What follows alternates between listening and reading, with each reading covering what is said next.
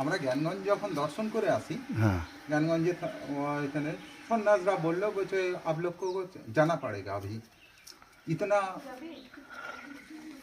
रहने का आपको नहीं देगा। अरे क्यों महात्मा जी ऐसा बात के क्या बात बच्चे नहीं आपको जाना ही पड़ेगा यहाँ से। और जाने के टाइम में देखो क्या होता है, गुरु का जो कीपा रहेगा वो रिटर्न हो जाएगा, जिसका नहीं रहेगा वहाँ ही रहेगा। তখন আস্তে আস্তে প্রায় আমরা এক নাইট হাঁটার পর মানে পরের নাইট যখন আমরা 12টা বাজে দিনের বেলাতে তখন ওই বরফে তুষার ঝড়ে আমরা পড়ে যেটা অ্যাভালান্স বলে ওগুলো তখন আমরা জাঁকা পড়ে গেছিলাম। আমি 24 ঘন্টা ওই বরফের ভিতরে ছিলাম, হাতে করে হাজার হাজার নখগুলো নষ্ট হয়ে গেছিলাম সব।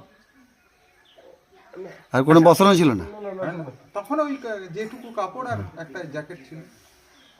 ওই বরফের ভিতর পুরো 24 ঘন্টা 24 ঘন্টা। তারপরে ওই গাড়োয়ালরা ওই গাড়োয়ালরা আবার গ্রাম থেকে লোক নিয়ে এসে আবার কুড়াকুড়ি করে বের করছে বরফখানা। এই ঘটনাটা আমি একজন দুর্গাপুরে কোনো স্যারের কাছে শুনেছিলাম। তা তুই যাসনি? বললেন না আমি যাইনি, আমি যাবো, সবাইকে নিয়েই যাবো। আর কয়েকদিন আগে একটা ইয়েতে পড়লাম যে তাহলে কি এই জায়গাটাই মানে যেখানে গেলে নখ চুল দাড়ি সব তাড়াতাড়ি বৃদ্ধি পেতে শুরু করে। আমার যা জোটা আছে না তাও তো ওই অ্যাক্সিডেন্টের পথে উপরে জোটা গেলে তো উঠে গেল, আমার থেকে অনেক বড়। এইটা কখনো কাটা যাবে না? না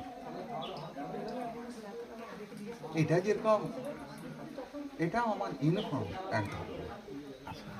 আর ওইখানে পুরো অপারেট করে আপনাদের সাধু সন্তরা? হ্যাঁ সব সাধু, যার যেরকম ঊর্জা তখনই তাকে ক্যাচ করে, যার ঊর্জা কম তাকে বাদ দিবে, মাইনাস করবে সাথে সাথে।